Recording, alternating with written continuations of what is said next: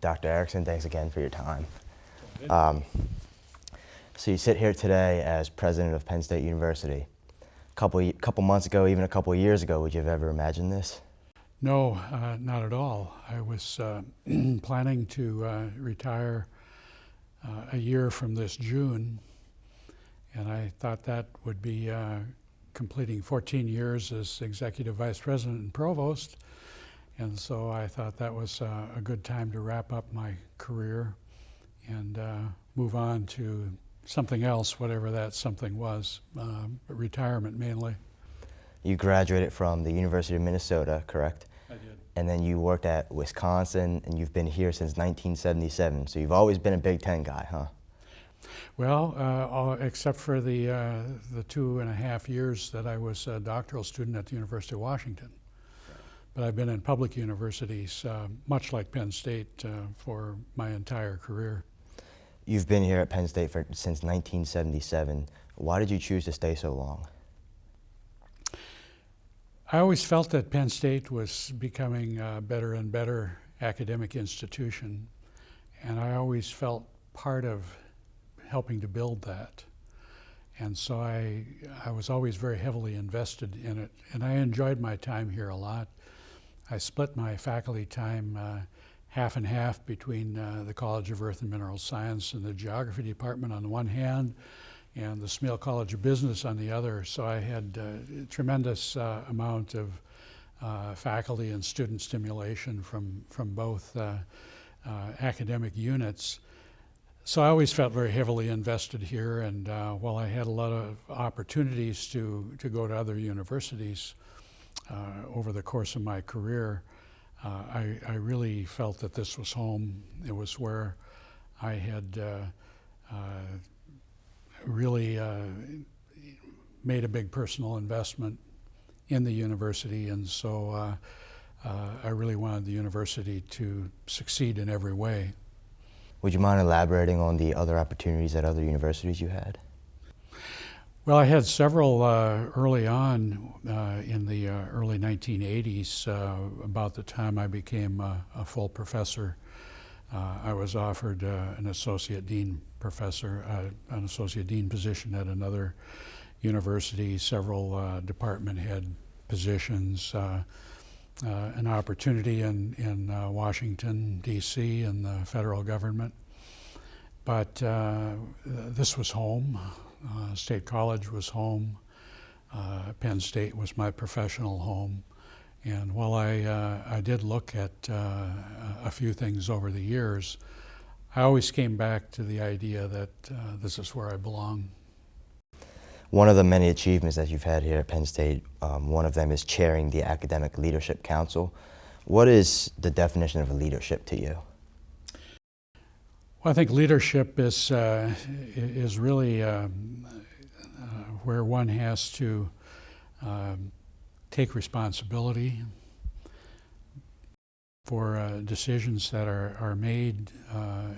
It's one where you have to help craft a vision, and I say help craft a vision because my definition of leadership has always revolved around working with people and helping to build consensus around ideas about how to move forward and things that we need to do. So I've always had a philosophy of leadership that really is part helping to build that vision and partly management and management style, and the two are not really the same. I often like it to running a railroad. Part of it is building the tracks and knowing where you want to go, and building consensus around that vision, that direction. But there's also a part of it that involves making sure that the trains run on time. There are some leaders that have a different kind of a balance. Some are great visionaries. Some are great managers. I think the ideal is where you have some strong combination of both. So I hope I've been able to accomplish some of that during my time at Penn State. I've taken a lot of the kind of executive aptitude tests as part of executive programs and at Penn State in various places, a lot of times just for fun, and I always end up with the same result. I'm called a rational consensus builder. That is, my leadership style tends to depend a lot on analytical frameworks. I'm a big data information absorber, user. I try to make informed decisions that are based to the extent that I can on good information, facts, and then to try to bring people around behind those ideas. I guess that's the idea of a rational consensus builder. Obviously, you took over in a really difficult time, and looking back at November and everything that's happened since, what could have been done differently in your eyes? Well, as you say, hindsight is always much clearer. I think we'll have a better and much fuller sense of that once the final report is issued as a result of Judge Freeh's investigation.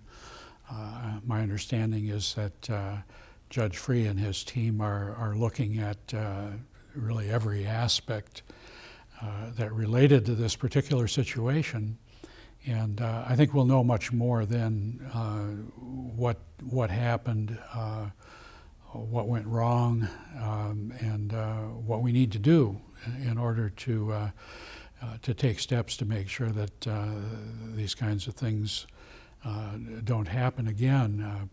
Judge Freeh has already given us some preliminary recommendations, and we've implemented those, or are well on the way to implementing those that we've been provided. I expect that Judge Freeh's team will continue to feed us some recommendations of things that we can and should be doing as his investigation continues, and we will certainly move forward on them. What were your thoughts when you were first named the university president, and what kind of goals and challenges immediately came into your mind? Well, clearly the first few days were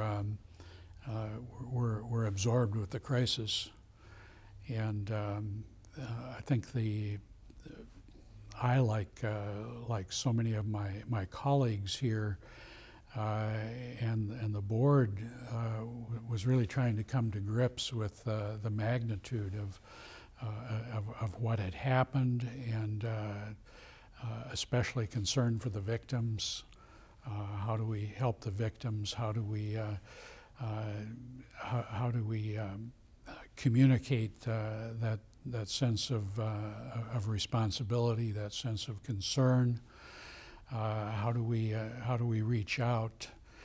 And at the same time, how do we reassure the 96,000 students and 44,000 full and part-time employees and 500,000 alumni that the foundation of Penn State is still intact and still strong, and that we'll work our way through this one step at a time, and that in the process we can learn from this and become a better university in the end.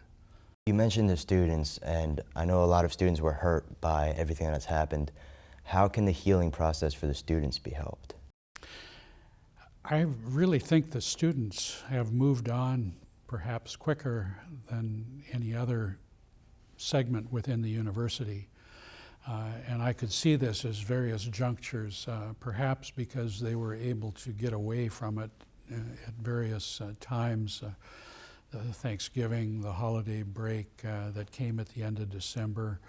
Then a lot of attention was turned to Thon, and so each of these things provided an opportunity to get some distance, to get some perspective, and even spring break when our students go home, go away, whether they're working on a project someplace or just relaxing.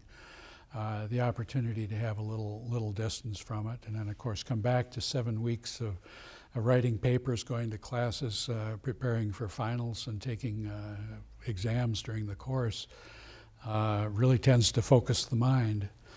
And similarly with our faculty, I think they've been very focused on the work, and I can't say enough really about the tremendous sense of responsibility everyone in the university community has taken to move the university forward. And in the midst of all of the crisis and the ongoing distractions of various aspects here, that the university has continued to do the things that we have to do, and we do so well day in and day out. So I'm very grateful to everybody who's pitched in and done that, which is really right down the line, faculty, staff, and students. Two big things that came out of this were the word transparency and also helping child abuse victims. Can you kind of talk about both of those things?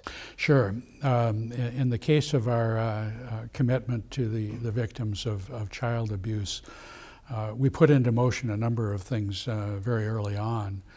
One of them was a partnership that we developed with the Pennsylvania Coalition Against Rape and the National Sexual Violence Resource Center, which just happens to be located here with PCAR in Pennsylvania. And as you may recall, we donated $1.5 million of Penn State's share of the Big Ten Bowl revenues to support that partnership, to help in their outreach activities all across the Commonwealth and beyond, to increase awareness about sexual violence and abuse of children, and to also to help us within Penn State University in terms of the programming that we need to help our faculty, staff, and students become more aware of this issue, help to identify it, and help to the victims to deal with the experiences that they've had with abuse. In addition, we launched the Center for the Protection of Children at the Hershey Medical Center and our Children's Hospital there. We expect to have a major national conference this fall here at Penn State to bring in not only national experts in the area of child abuse prevention and treatment, but also to highlight the research and outreach activities of many of our own faculty who have much to contribute to this area.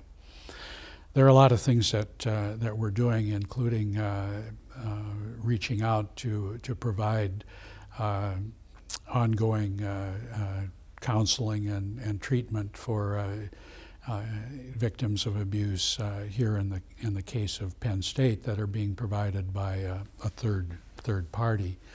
We've also put in place a reporting hotline here at Penn State that's managed by an external group that does this for many other universities, so that students, faculty, staff, and others can report instances of sexual violence and relationship violence, and do so anonymously through this external party, and then we can follow up on it as appropriate, or the legal authorities can. In the area of transparency, I pledged early on in my administration that we would be open in our communications. We would be open in terms of the information that we provided, and make accessible information that wasn't prohibited by law or by contract or by privacy rights. And so the major manifestation of that is the openness website that we introduced several weeks ago, where there are major questions that are typically the sorts of questions that are on people's minds, where we provide answers. We'll continue to update that. And I will continue my messaging to the university community, both internally as well as to our alumni and others, about activities that are going on through email and other media. One thing that you did to reach out were the fireside chats. They got a lot of attention, and were they productive to you, and will they continue?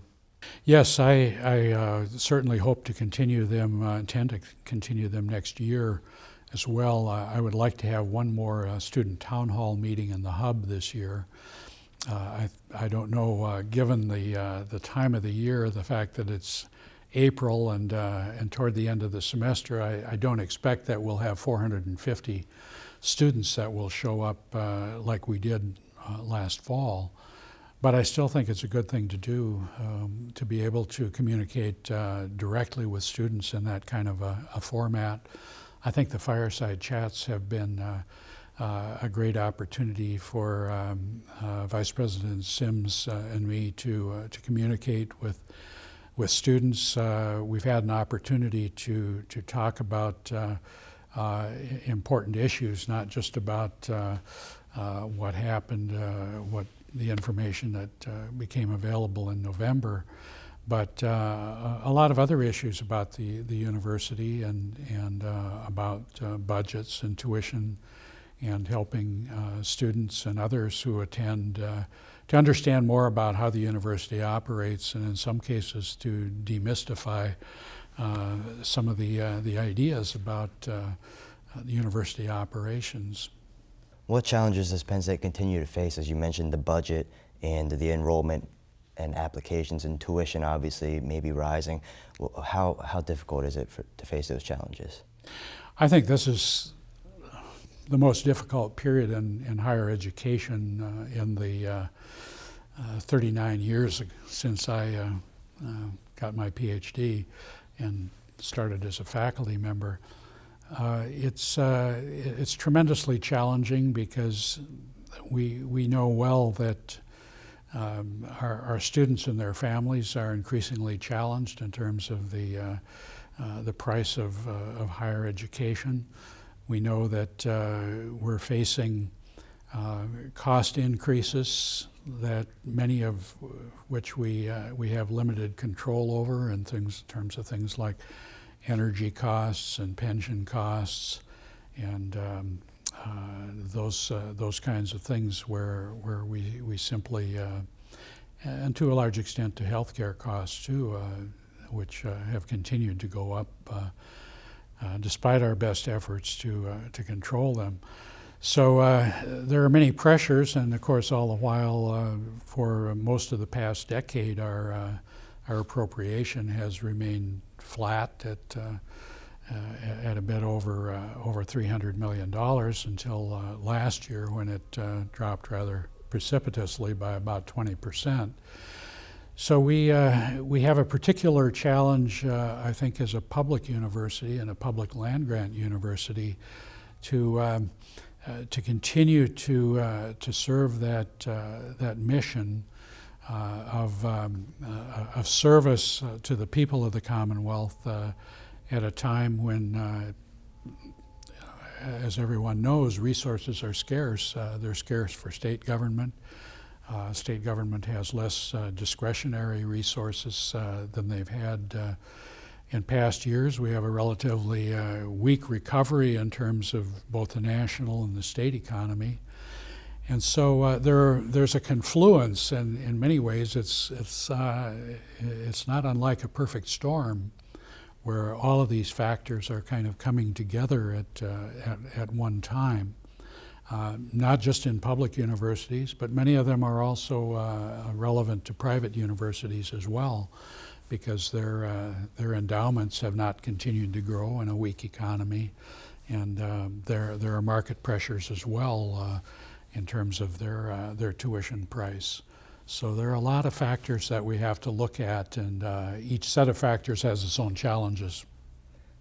There was a lot of talk about Penn State possibly becoming a private institution. Is that a legitimate option, and what are the pros and cons to that? I don't think so, and I hope that that's not the case. Penn State has been a public institution for over 150 years.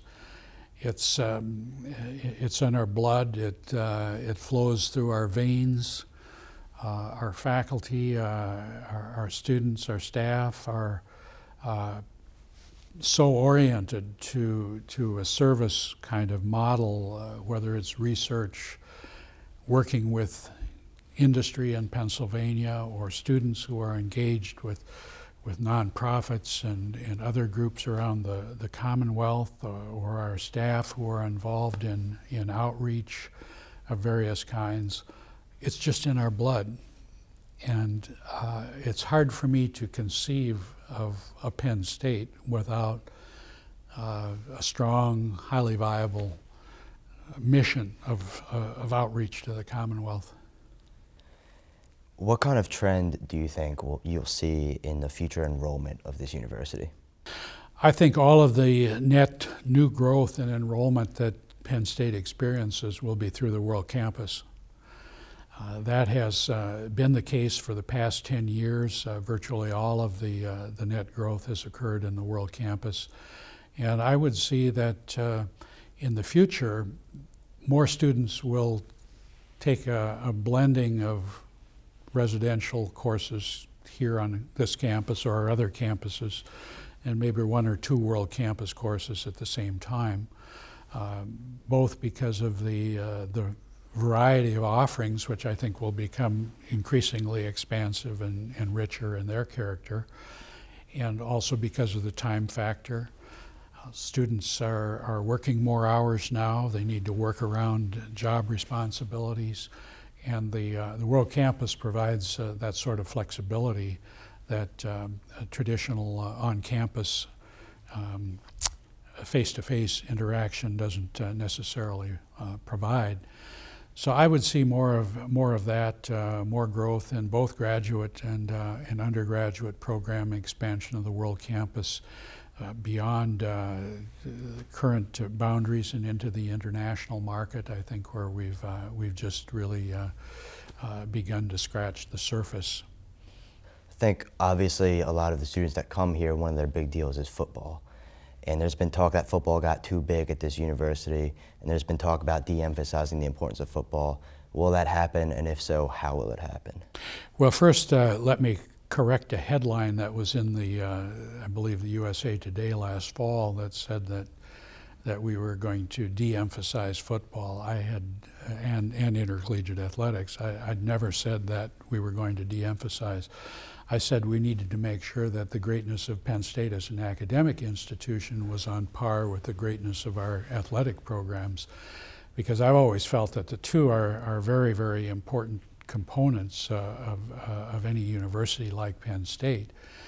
I'm very proud of and grateful for the fact that we have over 800 student athletes at Penn State. I think athletics, not just intercollegiate athletics, but whether you're playing intramurals or simply involved in pickup games, that kind of experience is an important part of the college experience.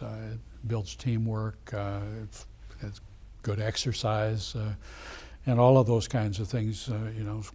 Good body, good mind go hand in hand. So I've never said that we're going to de-emphasize. What I've said is that we need to make sure that we emphasize the academic side of Penn State so that everyone knows how great a university Penn State is academically, as well as in football and other intercollegiate athletic sports. I think it was very important to get that cleared up. But when you talk about football, you can't go without talking about Joe Paterno. And a lot of students he impacted that weren't even athletes. I was one of them that came to this university because of what he meant. What kind of impact did Joe Paterno have, and how will he be honored? Well, certainly Joe Paterno his legacy will live on for a long time at Penn State. He was the architect of the grand experiment that academics and athletics, as I indicated earlier, could not only coexist, but in fact be mutually reinforcing one with the other. And I've always felt that way too, that great academics attracts great athletes, and great athletes can help to build the academic side of the house as well. So I think Joe's legacy will be that grand experiment not only was the most defining element of his 60-year career here, but it's also become so embedded in the psyche of Penn State that it will long live here and be testimony to what Joe accomplished at Penn State. With everything that's happened from November to today, how has all of it made Penn State better? I think it's maybe a bit difficult to see that right now. Surely in the first couple of months after November, it was hard to see beyond the immediate. I'm not sure that I think we've moved past that point, but I think the final resolution is yet to come in terms of what we do with this situation in the broadest possible sense. There are a lot of questions that don't have answers yet, from the criminal cases to, of course, the issues we talked about earlier. What really went wrong, and what can we do to make sure that this doesn't happen again. But I do think that what has happened here, and apparently the magnitude of the tragedy has certainly left a mark on the university. I think it's made us more introspective. I hope it's made us more caring, more aware of things that we may not have thought as deeply about before. I think it's we have a responsibility now, in a sense. This whole issue of child abuse, we have a responsibility to make sure that this issue is very visible, and that we do what we can, because we have a kind of platform now, and we need to make sure that we use that platform to make some good out of a terrible tragedy. So I think it's going to be some time before the last chapter is written, but my sense is that when we're all said and done, and we look at this in the rearview mirror from some appropriate time and distance, I hope that we will look back on this as a time of learning and introspection and commitment to make sure that we emerge from this a better university. Much lighter note now. There's an audience of alumni and students that are really interested to find out who Rodney Erickson is. So you're ready for some fun questions? Sure. Favorite food? Oh, I would have to say it's Thai food. Thai food. I love Thai cuisine. Favorite restaurant?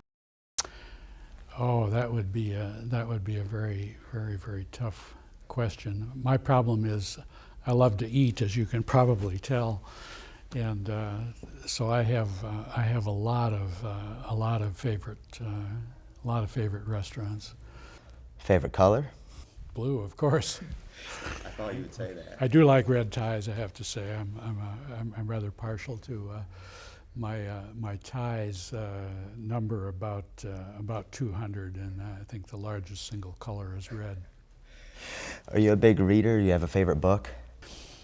Oh, I tend to read here and there. Quite frankly, I don't get a lot of time for fun reading. Most of my reading is taken up with absolute must-dos, and you can well imagine that there are literally hundreds of pages a day that come across my desk, and people actually expect me to have read every page of what does come across.